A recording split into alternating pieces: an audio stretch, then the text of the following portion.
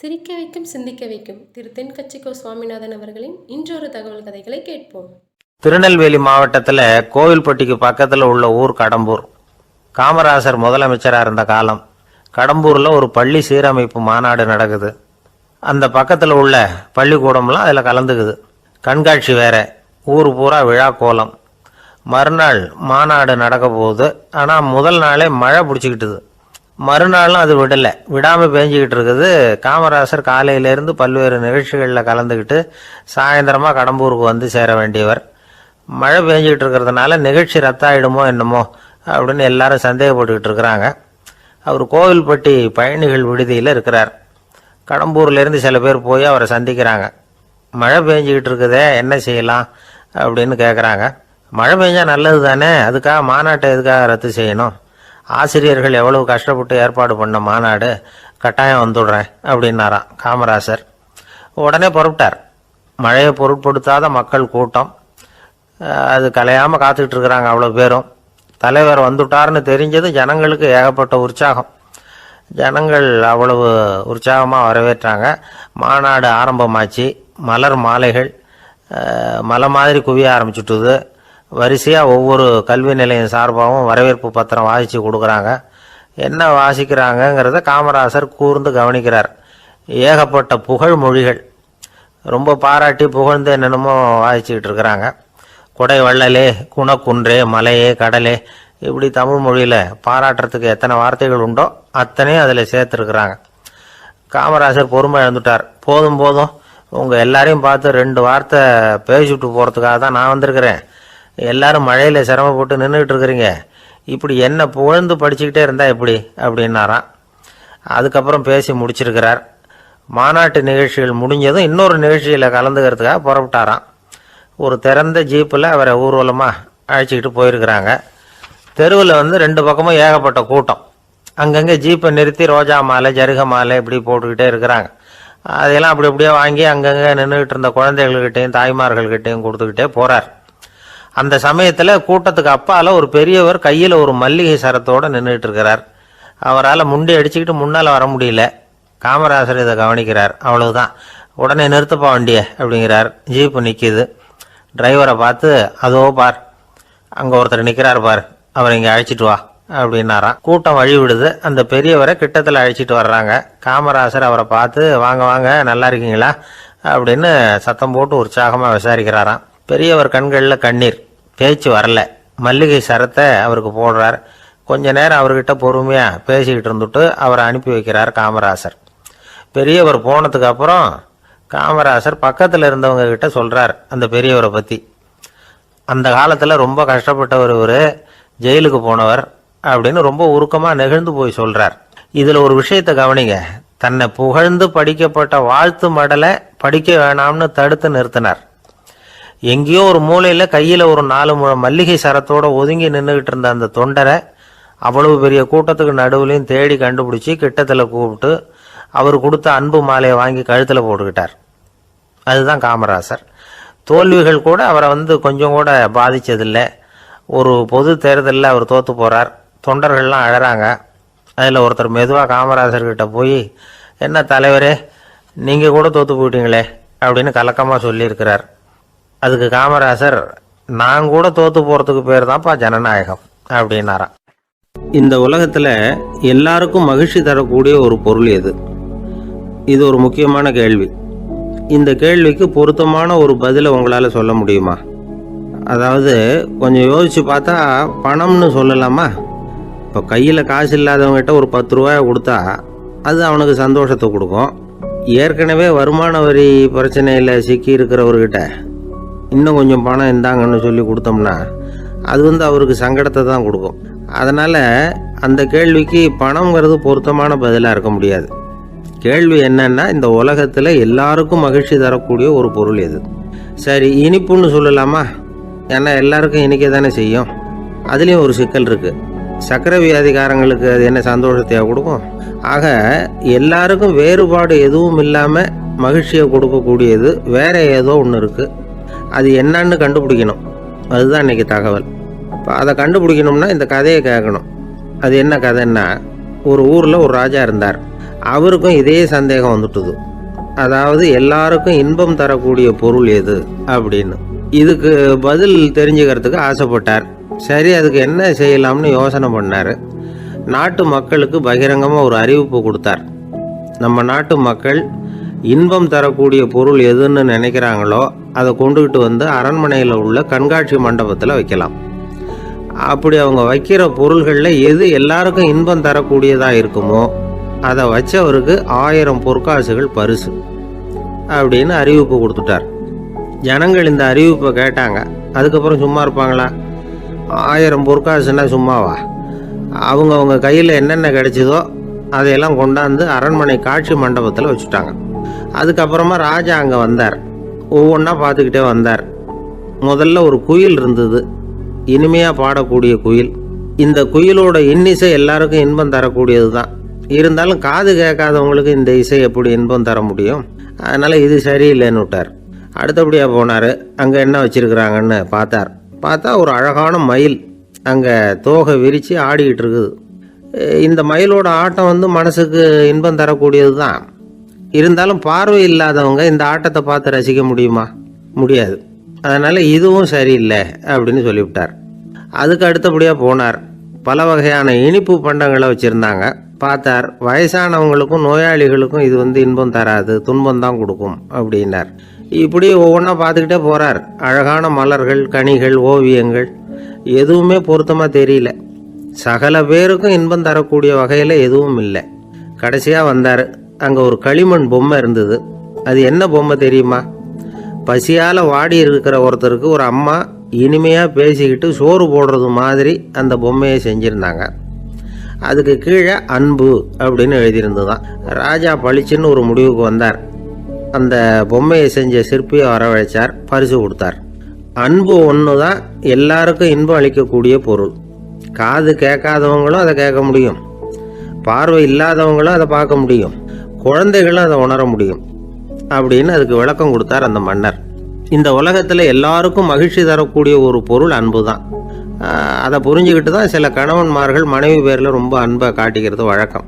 ஒரு வீட்டு வாசப்படி பக்கமாக மழைக்கு ஒதுங்கினார் ஒருத்தர். மழை தூரிக்கிட்டு இருந்தது, இருட்டு நேரம். அந்த வீட்டில் இருந்தவர், இன்னைக்கு ராத்திரி வேணும்னா இங்கேயே தங்கிட்டு காலையில் போங்க அப்படின்னார். உடனே இவர் சொன்னார், ரொம்ப நன்றிங்க, ஒரு 10 நிமிஷத்தில் இதை வந்துவிடுறேன் அப்படின்னு சொல்லிவிட்டு எங்கேயோ ஓடினார். 10 நிமிஷம் கழித்து திரும்பி வந்தார். ஆமாம், எங்கே போயிட்டு வந்தீங்கன்னு கேட்டார் வீட்டில் இருந்தவர். நேராக எங்கள் வீட்டுக்கு போய் மனைவி கிட்ட இன்னைக்கு ராத்திரி இங்கேயே தங்கிக்கிறேன்னு சொல்லிவிட்டு வந்துவிட்டேன் அப்படின்னார் அவர். அன்புல இது ஒரு ரகம். ஒரு நாள் ஒரு 10-15 பள்ளிக்கூடத்து பிள்ளைங்க தேடிட்டு வந்தாங்க. உங்களை பார்த்துட்டு தான் போகணும், அதுக்காக தான் வந்திருக்கோம்னாங்க. என்ன விஷயம்னு கேட்டோம். நாங்கள்லாம் கூடி ஒரு முடிவு பண்ணியிருக்கிறோம், அதை உங்ககிட்ட சொல்லணும் அப்படின்னாங்க. அதுவும் ஒரு வாண்டு பையன் அதை சொன்னான். என்ன முடிவு அது அப்படின்னு கேட்டோம் ரொம்ப ஆர்வமாக. அதை இப்போ சொல்ல மாட்டோம், எங்களுக்கு பிடிக்கிற மாதிரி ஏதாவது ஒரு தகவல் சொன்னால் அதுக்கப்புறம் நாங்கள் அதை சொல்கிறோம் அப்படின்னா அந்த வாண்டு பையன். சரி, சின்ன பையன்கிட்ட இன்றைக்கி வசமாக மாட்டிக்கிட்டோம் அப்படின்னு நினச்சிக்கிட்டு அவங்களுக்கு தகுந்த மாதிரி ஒரு கதை சொல்ல ஆரம்பித்தோம். அது என்ன கதைன்னா, ஒரு பெரிய காடு, அதில் பலவிதமான மிருகங்கள். அந்த காட்டுக்கு ஒரு சிங்கம் தான் ராஜா. எப்பவும் காட்டுக்கு அது தானே ராஜா. ஒரு பெரிய யானைக்கு இது பொறுக்கலை. என்ன இது, எப்போ பார்த்தாலும் இங்கே சிங்கத்துக்கே ராஜா பதவி கிடைக்குது, நான்லாம் எவ்வளவு பலசாலியாக இருக்கிறேன், அப்படி இருந்தும் எனக்கு அந்த பதவி கிடைக்கலையே அப்படின்னு தனக்குள்ளே பொறுமிக்கிட்டே இருந்தது. ராஜா பதவியை நினச்சி ரொம்ப ஏக்கம், அதுக்கு பதவி மோகம். இந்த சமயம் பார்த்து ஒரு குள்ள நரி கூட்டம் அதை தேடிட்டு வந்தது. ஐயா பெரியவங்களே, நீங்கள் இந்த காட்டுக்கு ராஜாவாக இருக்க ஆசைப்படுறீங்க, அதில் ஒன்றும் தப்பு இல்லை.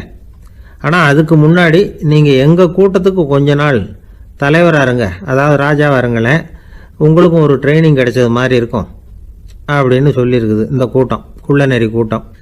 இதை கேட்ட உடனே யானைக்கு ரொம்ப சந்தோஷம் தாங்கலை.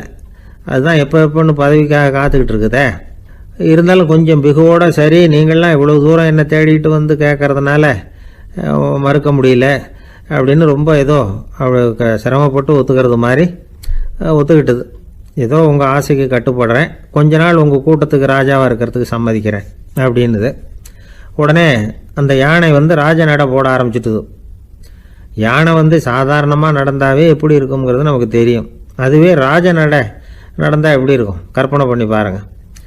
யானை முன்னாடி கம்பீரமாக போய்கிட்டு இருக்குது, தலைவர் இல்லையா, அதனால் குள்ள நரிகள்லாம் ரொம்ப அடக்கமாக அது பின்னாடி அணிவகுத்து போயிட்டு இருக்குது. ராஜா வாழ்க மன்னர் வாழ்க அப்படின்னு கோஷம் வேற. யானைக்கு தலைகால் புரியல, அவ்வளவு சந்தோஷம். அந்த யானைக்கு செருக்கு ஆணவம் எல்லாம் ஏற்பட்டு போச்சு. அதுக்கப்புறம் அது தரையை பார்க்குமா நிமிர்ந்து நடக்க ஆரம்பிச்சுட்டுது. தரையை பார்க்குறதே இல்லை. அப்படி போயிட்டுருக்கிறப்போ ஒரு சதுப்பு நிலத்தில் திடீர்னு காலை வச்சுட்டுது. அவ்வளோதான், கால் உள்ளே போட்டுது. இன்னொரு காலை எடுத்து வச்சுது, அதுவும் உள்ளே போட்டுது. அந்த 2 காலையும் எடுக்கிறதுக்காக அடுத்த 2 காலையும் அழுத்துச்சு, அதுவும் உள்ளே போக ஆரம்பிச்சுட்டுது. இப்போ 4 காலம் வசமாக சேத்துல அழுந்தி போச்சு, எடுக்க முடியல. குள்ள நரிகள்லாம் அதை சுற்றி சுற்றி வந்தது. சிலது சுற்றி நின்று டான்ஸ் ஆட ஆரம்பிச்சுட்டுது யானையை பார்த்துட்டு. இதை யானை பார்த்தது. என்ன இது தலைவர், நான் தவிச்சுக்கிட்டு இருக்கிறேன், தொண்டர்கள்லாம் சுற்றி நின்று வேடிக்கை பார்த்துக்கிட்டு இருக்கிறீங்க, டான்ஸ் ஆடுறீங்க அப்படின்னு கேட்டுதான். தொண்டர்களே, தலைவர் நான் தவிச்சுக்கிட்டு இருக்கிறது உங்களுக்கு தெரியலையா? இப்போ உடனே உங்கள் தலைவரை காப்பாற்ற வேண்டியது உங்கள் கடமை இல்லையா அப்படின்னு கத்துச்சான் அந்த யானை. குள்ள நரிகளில் ஒன்று முன்னாடி வந்து நின்று அந்த யானையை பார்த்து தான், தலைவரே, எங்களுக்கு ரொம்ப நாளாக ஒரு ஆசை, அந்த ஆசையை நிறைவேற்றிக்கிறதுக்காகத்தான் உங்களை எங்கள் தலைவராக ஏற்றுக்கிறோம்னு சொன்னோம் அப்படின்னு தான். என்ன ஆசைன்னு கேட்டிருக்கு யானை. யானை கறி சாப்பிட்டு பார்க்கணுங்கிறது எங்களுக்கு ரொம்ப நாளாக ஆசை, அது இன்றைக்கி தான் நிறைவேற போகுது அப்படின்னு தான் அந்த நரி. இதை கேட்ட உடனே அந்த யானை அப்படியே மூர்ச்சி ஆகிட்டு தான். நரிகள்லாம் அது மேலே ஏறி குதற ஆரம்பிச்சுட்டு தான். பதவி மேலே இருந்த பேராசை அந்த பலசாலியான யானையையே மாட்டி விட்டுட்டுது பார்த்தீங்களா அப்படின்னு சொல்லி முடித்தோம் இந்த கதையை அந்த சின்ன பிள்ளைங்கக்கிட்ட. சரிங்க, இப்போ நாங்கள் உங்களை தேடி வந்த விஷயம் என்னங்கிறத சொல்லவா அப்படின்னா ஒரு வாண்டு பையன். சீக்கிரம் சொல்லு தம்பி, சஸ்பென்ஸ் தாங்கலை அப்படின்னும். அவன் மெதுவாக எங்களை பார்த்து சொல்கிறான், எங்களுக்கு கொஞ்ச நாள் நீங்கள் தலைவராக இருந்தால் தேவலை அப்படின்னா. ஒரு குரு, இளம் சீடர்கள் எதிரில் உட்காந்துருக்கிறாங்க. குரு பாடம் நடத்திக்கிட்டு இருக்கிறார். சீடர்களுக்கு ஒரு ஆசை, அதாவது ஒரு முக்கியமான மந்திரத்தை நம்ம குருநாதர்கிட்ட இருந்து கற்றுக்கணும் அப்படிங்கிறது அவங்க ஆசை. அது என்ன மந்திரம்னா, இறந்தவரை உயிர்ப்பிக்கக்கூடிய புனித மந்திரம், அதாவது செத்தவங்களுக்கு மீண்டும் உயிர் உண்டாக்குகிற மந்திரம். குருவே, தயவு பண்ணி அந்த மந்திரத்தை எங்களுக்கு உபதேசிக்கணும் அப்படின்னு கேட்டாங்க. அது ரொம்ப ஆபத்தானது, அது என்னத்துக்கு உங்களுக்கு வேண்டாமேன்னாராம் குரு. எங்களுடைய நம்பிக்கை உறுதிப்படுறதுக்காகத்தான் கேட்குறோம், வேற ஒன்றும் இல்லை அப்படின்னு நாங்களாம் சீடர்கள். பக்குவப்படாத அறிவுங்கிறது ரொம்ப ஆபத்தானது அப்படின்னாராம் குரு. இது சீடர்களுக்கு புரியல. அது எப்படிங்க பக்குவப்படாத அறிவு ஆபத்தானதுன்னு சொல்றீங்க, அப்படின்னா என்ன அப்படின்னு கேட்டிருக்காங்க சீடர்கள். குரு அதுக்கு விளக்கம் கொடுத்தாராம். அந்த மந்திரத்தை எப்போ பயன்படுத்தணுங்கிறது முக்கியம். அதை அறியக்கூடிய ஞானம் ஏற்படுகிற வரைக்கும் அதை தெரிஞ்சுக்காம இருக்கிறது தான் நல்லது, இல்லைன்னா ஆபத்துன்னாராம். ஆனால் அந்த சீடர்கள் அதை கேட்குற மாதிரி இல்லை, ரொம்ப பிடிவாதம் பண்ண ஆரம்பிச்சுட்டாங்க. சரி வாங்க சொல்கிறேன்னார் குரு. எல்லாரும் வந்தாங்க. அந்த புனித மந்திரத்தை அவங்களுக்கு ரகசியமாக உபதேசம் பண்ணார். உபதேசம் பண்ணிவிட்டு அவங்களுக்கு எச்சரிக்கையும் கொடுத்தார். இந்த மந்திரத்தை நல்லா ஆராய்ச்சி பார்த்ததுக்கு அப்புறம் தான் உச்சரிக்கணும், அவசரப்பட்டு எதுவும் செஞ்சிடக்கூடாது அப்படின்னு ஒரு தடவைக்கு பல தடவை எச்சரிக்கை கொடுத்தார். சரின்னு சொல்லிவிட்டு அவங்கெல்லாம் மந்திரத்தை கற்றுக்கிட்டு எழுந்திரிச்சு போயிட்டாங்க. ஒரு நாள் அந்த சீடர்கள் எல்லாம் மணற்பாங்கான இடத்துல அப்படியே நடந்து போயிட்டு இருக்கிறாங்க. ஒரு பாலைவன பகுதி மாதிரி ஒரு இடம். அங்கே ஒரு இடத்துல எலும்புகள் குவியலாக கிடந்தது. உடனே இந்த சீடர்கள் முன்ன பின்ன யோசிக்காம, தியானமும் பண்ணாம, அந்த மந்திரத்தோட பயனை சோதிச்சு பார்க்கணும் அப்படின்னு நினச்சிக்கிட்டு அந்த மந்திரத்தை உச்சரிக்க ஆரம்பிச்சிட்டாங்க. அவ்வளவுதான். உடனே என்னாச்சு தெரியுமா, அந்த எலும்புகள் எல்லாம் ஓநாய்களாக மாறி அவங்கள துரத்த ஆரம்பிச்சுட்டுது. சீடர்கள் எல்லாம் தலைதெறிக்க ஓட ஆரம்பிச்சுட்டாங்க. ஓநாய்களும் விடலை, அவங்கள துரத்தி பிடிச்சி கடிச்சு குதற ஆரம்பிச்சுட்டுது. அப்போதான் அந்த சீடர்களுக்கு குரு சொன்ன அறிவுரையோட அர்த்தம் புரிஞ்சுது. பக்குவப்படாத அறிவு ஆபத்தானது அப்படிங்கிறது. அதனால இதுலேருந்து நாம் தெரிஞ்சுக்க வேண்டியது என்னன்னா, நாம் நம்ம அறிவை வளர்த்துக்கிட்டா மட்டும் போதாது, அந்த அறிவை எப்போ எப்படி பயன்படுத்தணும் அப்படிங்கிற பக்குவமும் நமக்கு வரணும். அப்போ தான் வாழ்க்கை நல்லபடியாக அமையும், இல்லைன்னா இடைஞ்சல் தான். இந்த காலத்தில் சில சின்ன பிள்ளைங்களுக்கே அறிவு ரொம்ப பக்குவப்பட்டிருக்குங்கிறத உணர முடியுது. ஒரு சின்ன பையன் பள்ளிக்கூடத்தில் மார்க் லிஸ்ட் கொடுத்தாங்க, வாங்கிக்கிட்டு அவசரமாக வீட்டுக்கு ஓடினான். எதிரில் வந்த ஒருத்தர் கேட்டார், என்ன அவசரம், ஏன் இப்படி வேகமாக ஓடுறேன்னார். எங்கள் அம்மா கிட்ட அடி வாங்கணும், அதுக்காக தான் ஓடுறேன்னா. அடி வாங்கிறதுக்கா இவ்வளவு அவசரம்னார் அவர். அப்படி இல்லைங்க, நான் போகிறதுக்குள்ளே எங்கள் அப்பா வீட்டுக்கு வந்துட்டாருன்னா அவர்கிட்ட அடி வாங்க வேண்டியிருக்கும், அதை அவாய்ட் பண்ணுறதுக்காக இப்படி ஓடுறேன் அப்படின்னு நானும். அந்த பையன், அந்த ஆள் என்னை கண்ணா பண்ணான்னு திட்டி விட்டான் சார், அதை நினச்சா எனக்கு ரொம்ப வருத்தமாக இருக்குது அப்படின்னு சொல்லி கவலைப்பட்டார் ஒருத்தர். இதில் கவலைப்படுறதுக்கு என்ன இருக்குது அப்படின்னார் ஒரு பெரியவர். அவர் ஒரு மகான். என்ன சார் இப்படி சொல்கிறீங்க, ஒருத்தர் நம்ம பார்த்து திட்டுனா வருத்தமாக இருக்காதா அப்படின்னார். அது எப்படி வருத்தமாக இருக்கும், திட்டுறதுங்கிறது என்ன, அது வெறும் சத்தம் தானே அப்படின்னார் அந்த பெரியவர். நம்ம ஆளுக்கு தலையை பிச்சுக்கலாம் போல இருந்தது. இருக்காது அப்படின்னா நமக்கு அப்படி தானே தோணுது. அந்த பெரியவர் சொல்கிறது ரொம்ப பெரிய விஷயம், அதை நாம் புரிஞ்சிக்க முயற்சி பண்ணலாம்னா நடைமுறை வாழ்க்கைக்கு அது ஒத்து வர்றது மாதிரி தெரிய மாட்டேங்குது. இருந்தாலும் அந்த பெரியவர் அதுக்கு என்னதான் விளக்கம் கொடுக்குறாருன்னு பார்ப்போமே. ஒரு ரயில் போயிட்டுருக்கு, அதில் ஒரு சாது போயிட்டுருக்கார். அந்த ரயில் அவர் ஹரித்வாரம் போயிட்டுருக்கார். அவர் ரயிலில் ஏகப்பட்ட கூட்டம். நம்ம ஊர் ரயில் கேட்க வேணும், டிக்கெட் வாங்கிட்டு கொஞ்சம் பேர், வாங்காத கொஞ்சம் பேர். அது என்னத்துக்கு அனாவசியமாக டிக்கெட் அப்படிங்கிற நினைப்பில் பாதி பேர். இந்த கூட்டத்துக்கு மத்தியில் அந்த சாதுவும் போயிட்டு இருக்கிறார். உட்கார்றதுக்காக இருந்த இடத்துல ஒரு ஆள் படுத்திருக்கிறான், கொஞ்சம் முரட்டு ஆசாமி. அவன் காலு பக்கத்தில் கொஞ்சோண்டு இடம் பாக்கி இருந்தது. அந்த இடத்துல இந்த சாது உட்காந்துருந்தார். மெதுவாக உட்காந்துக்கிட்டார் போய். ஆனால் அந்த ஆள் ராத்திரி பூரா இவரை காலால் உதச்சிக்கிட்டே இருக்கிறான். அது இவருக்கு ரொம்ப அவமானமாக பட்டுது. அதனால் துக்கம் ஏற்பட்டது. இருந்தாலும் அதை ஒரு மாதிரியாக சகிச்சுக்கிட்டே இவர் வந்து சேர்ந்தார். பொழுது விடிஞ்சது. அந்த சாது ஹரித்வார் வந்து சேர்ந்தார். அங்கே ஒரு பெரிய ஞானியை சந்தித்தார். ராத்திரி ரயிலில் அந்த ஆள் உதைச்சதையும் அதனால் தனக்கு ஏற்பட்ட துக்கத்தையும் இந்த சாது அந்த ஞானிகிட்ட சொன்னார். சொல்லிவிட்டு, ஏன் சுவாமி, எனக்கு துக்கம் ஏற்பட்டதே அது தப்பா அப்படின்னு கேட்டார். தவறுதான்னார் அந்த ஞானி. உனக்கு இன்னமும் தேக அபிமானம் போகலைங்கிறது தான் அது காட்டுது. அஷ்டாவக்கிரர் என்ன சொல்றார் தெரியுமா, உண்மையான ஞானி யாராவது தன்னை வந்தனை செய்தால் அதற்காக சந்தோஷப்பட மாட்டார், யாராவது நிந்தனை செய்தால் அதற்காக வருத்தப்பட மாட்டார் அப்படின்னு சொல்றார். நிந்தனைங்கிறது ஒரு ஒலி தான். தேகாபிமானம் இருக்கிற வரைக்கும் இந்த ஒலி நம்மளை வேதனைப்படுத்தும். நான் தேகம் இல்லை, ஆத்மா அப்படிங்கிற நினைவு இருந்தா இந்த ஒலி நம்மளை பாதிக்காது. மனு என்ன சொல்றார் தெரியுமா, ஒரு சாதகன் பாராட்டுதலை விஷம்னு நினைச்சு பயப்படணும், அவமானத்தை அமிர்தம்னு நினைச்சு சந்தோஷப்படணுங்கிறார். அவமானப்பட்டா கவலைப்படாமல் எப்படி இருக்க முடியும் அப்படின்னு தான் நமக்கு தோணும். அதனால தான் நம்மள யாரும் இதுக்கு உதாரணமாக யாரையும் காட்ட முடியல. புத்தரையும் கபீரையும் உதாரணமாக காட்டுறாங்க. அவங்களுக்கெல்லாம் அவமானம் ஏற்பட்டப்போ கவலையே படலையாம். புத்தரை அவமானப்படுத்தணுங்கிறதுக்காக கௌசாம்பி ராணி ஒரு இளம் பெண்ணை கொலை பண்ணி சடலத்தை புத்தர் குடிசைக்கு முன்னாடி போட சொன்னார். போட்டாங்க. புத்தர் தான் அந்த பொண்ணை கெடுத்து கொலை பண்ணிவிட்டாருன்னு எல்லாரும் நினைச்சாங்க. ஆனால் புத்தர் இதை பற்றி கவலையே படலை.